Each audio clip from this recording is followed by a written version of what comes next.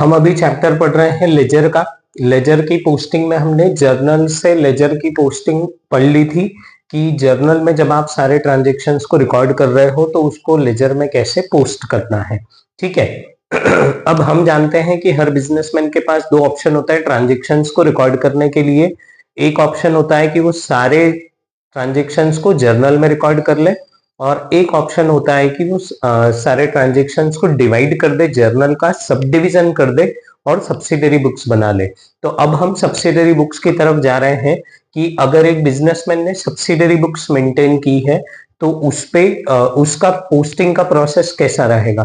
तो यहाँ पर हम सबसे पहले देख रहे हैं कि कैश बुक जो बनाता है एक बिजनेसमैन, उसकी पोस्टिंग कैसे करना है। तो उसको समझने से पहले एक बहुत इंपॉर्टेंट एक दो कॉन्सेप्ट है यहाँ पर समझने लायक। सबसे पहली चीज, एक बिजनेसमैन जब ट्रांजेक्शन्स को रिकॉर्ड करता है उसके बुक्स ऑफ अकाउंट्स में दो सबसे मेन चीजें मानी जाती है, जर्नल और लेजर। ये सब सब्सिडरी बुक्स और laser.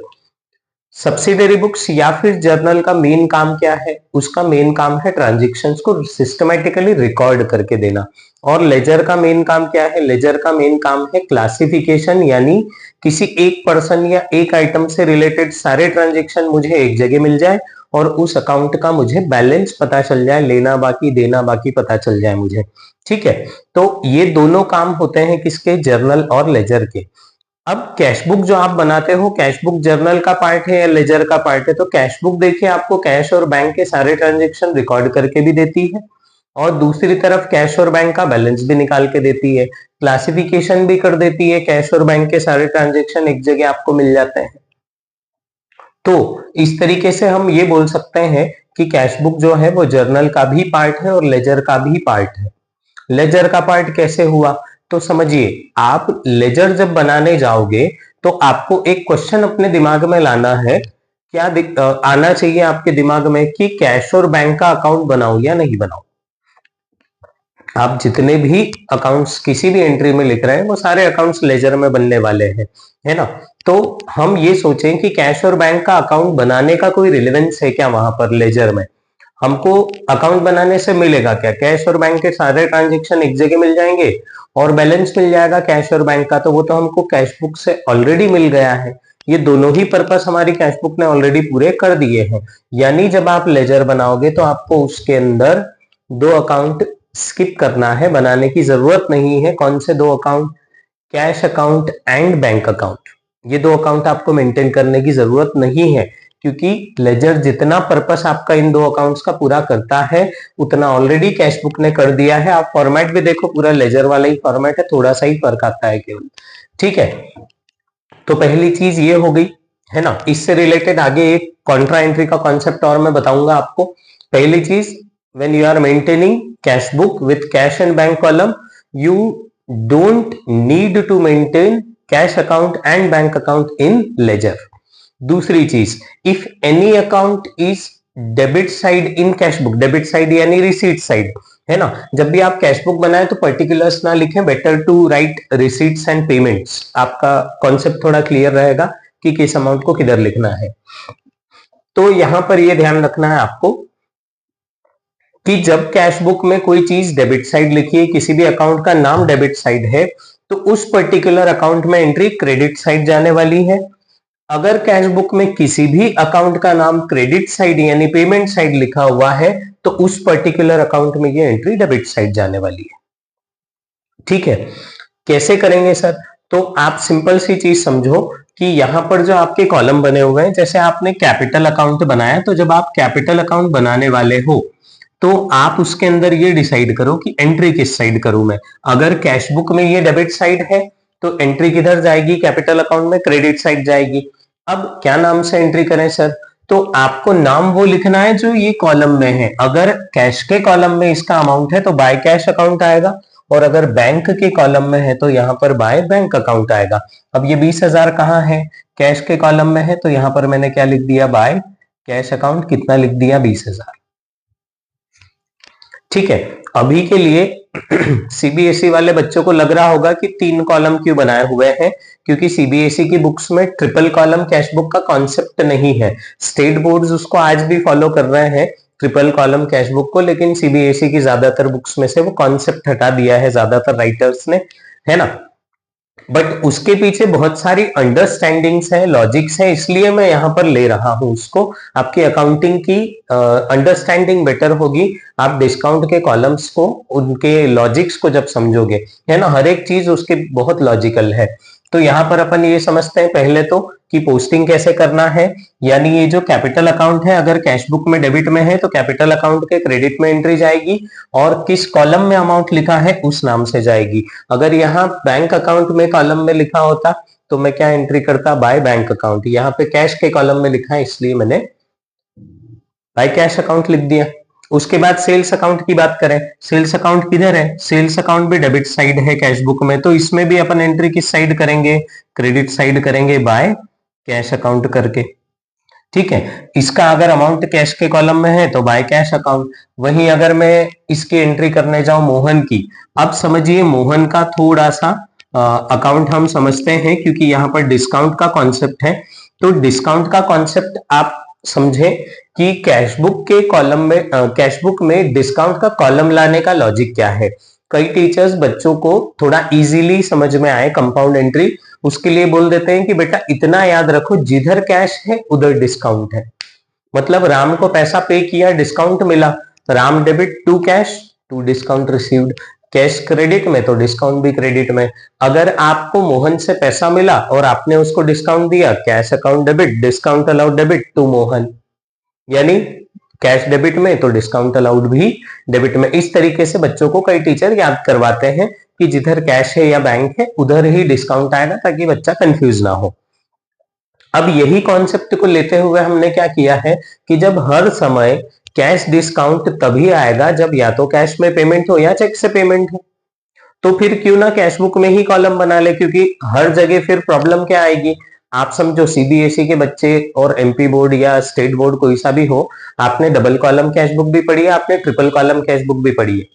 Double column cash book में जब भी कैश डिस्काउंट की एंट्री आती है, आपको बताया गया होगा कि बेटा आपको इसका अलग से नोट लिखना पड़ेगा कि डिस्काउंट यहां पर रिकॉर्ड नहीं हो पाया, so that's why it has to be recorded in journal proper. एक एंट्री के पीछे, एक वो छोटा सा अमाउंट रिकॉर्ड करने के पीछे हमको जर्नल प्रॉपर में जाना पड़ा, कॉम्प्लिकेट करना पड़ा प्रोसेस को। उस कॉम्प्लिकेशन को ही कम करने के लिए डिस्काउंट का कॉलम बना दिया जाता है, किसमें, कैश बुक में। आप थोड़ा सा लॉजिकली सोचो कि कैश डिस्काउंट जो है वही रिकॉर्ड होता है, ट्रेड डिस्काउंट तो यूं भी रिकॉर्ड नहीं होता है बुक्स में। और कैश डिस्काउंट मिलेगा या देंगे कब, जब पेमेंट आएगा या पेमेंट जाएगा, वो तो कैश बुक में ही रिकॉर्ड होना है हमेशा। यानी डिस्काउंट किसी भी दूसरी जगह आने का चांस है ही नहीं। तो जब कैश बुक के ही ट्रांजेक्शन से रिलेट करता है वो, तो एक कॉलम कैश बुक में ही बना दो। बना दिया सर, क्या समस्या आ रही है। अब समस्या ये आ रही है कि डिस्काउंट तो दो टाइप का होता है, डिस्काउंट अलाउड और डिस्काउंट रिसीव्ड। तो आप अपना दिमाग लगाओ ना, जब पैसा मिलेगा तो आप डिस्काउंट दोगे, तो यहां पर कौन सा कॉलम आ गया, डिस्काउंट अलाउड। डेबिट साइड में कौन सा आ गया, डिस्काउंट अलाउड। जब आप पैसा किसी को दोगे तो आपको डिस्काउंट मिलेगा, यानी क्रेडिट साइड आ गया डिस्काउंट रिसीव्ड। ठीक है, इस तरीके से आपको लॉजिक समझना है कि डिस्काउंट का कॉलम जो है वो दो साइड के दो अलग अलग अकाउंट है। भैया ये कैश अकाउंट का डेबिट साइड है, ये कैश अकाउंट का क्रेडिट साइड है। ये बैंक अकाउंट का डेबिट साइड है, ये बैंक अकाउंट का क्रेडिट साइड है। But this is not two sides of a same account, but these two are two separate accounts. This is discount allowed, this is discount received.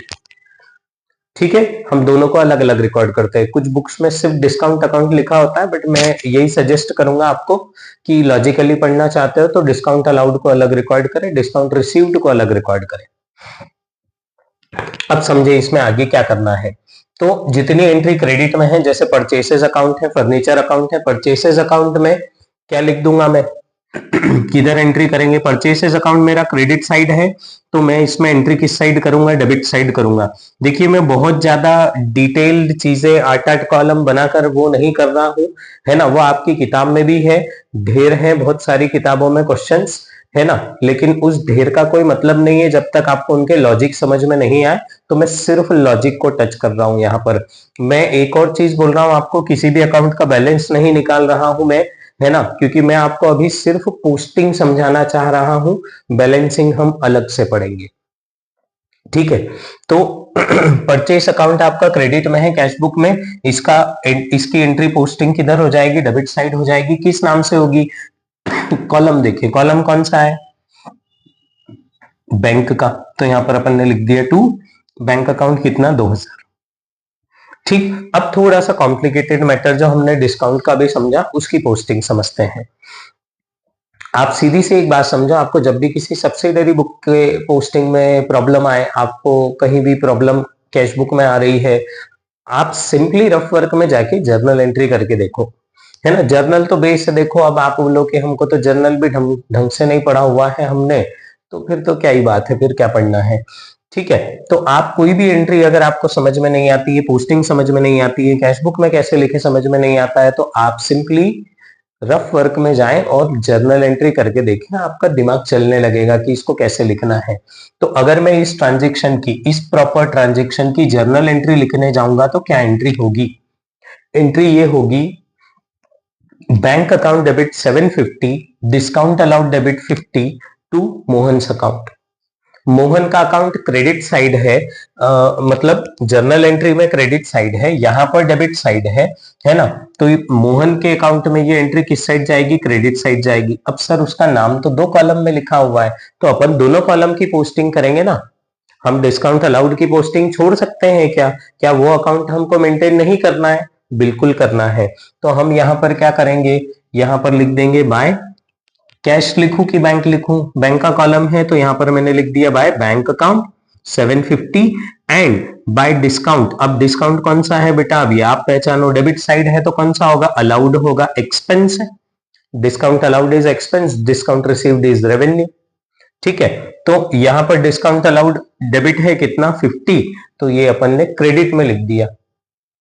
ठीक है, तो एक logic तो ये हो गया कि जितनी भी एंट्रीज कैश बुक में डेबिट साइड है वो सारे अकाउंट्स में एंट्री क्रेडिट साइड पोस्ट होगी, एंड जितनी भी एंट्री आपकी क्रेडिट साइड है वो सब डेबिट में पोस्ट होगी। एक चीज, दूसरी चीज ये ध्यान रखना है आपको कि जब भी आप डिस्काउंट के कॉलम की बात करोगे, यहां पर ध्यान से देखें थोड़ा सा, बहुत सारी बुक्स में ये चीज लॉजिकली नहीं देखी है राइटर्स ने, है ना। मैं यहां पर आपको सिंपली एक चीज बोल रहा हूं कि इस लाइन का भी अपना एक नाम है। जितने बच्चों को बताया गया है वो लोग रिलेट कर पाएंगे, जिनको नहीं पता था अभी तक, उनको नहीं बताया गया, उनके टीचर्स ने नहीं बताया अगर बाय चांस, तो यहां पर आप समझ ले, इस लाइन को कहा जाता है टैली लाइन। टैली वर्ड का मतलब क्या है, मैंने बोला कि बेटा मैं 25 क्वांटिटी में ये पेजेस लेकर आया हूं, एक बार टैली कर लो कि अपनी सब क्वांटिटी बराबर है या नहीं। टैली मींस मिलाकर देखना, ठीक है, कि मैं इतना इतना लेकर आया हूं, ये तुम एक बार काउंट करके देख लो, यानी मैच करके देख लो, तो मैं क्या बोलूंगा, टैली कर लेना। ठीक है, तो यहां पर टैली का मतलब ये है कि आप मैच करके देख रहे हो, है ना। और इसी से वर्ड इंडिया में जो सबसे ज्यादा चलने वाले सॉफ्टवेयर में से एक है अकाउंटिंग के लिए, टैली। ठीक है, तो द सेम स्पेलिंग। तो यहां पर आपको ये समझना पड़ेगा कि दोनों साइड का टोटल जब टैली हो रहा है, बराबर आ रहा है, तो डबल लाइन होती है नीचे वाली। ठीक है, क्या डिस्काउंट का दोनों साइड का टोटल बराबर है, नहीं सर आपने तो बैलेंस निकाला ही नहीं, आपको इतना भी नहीं आ रहा क्या।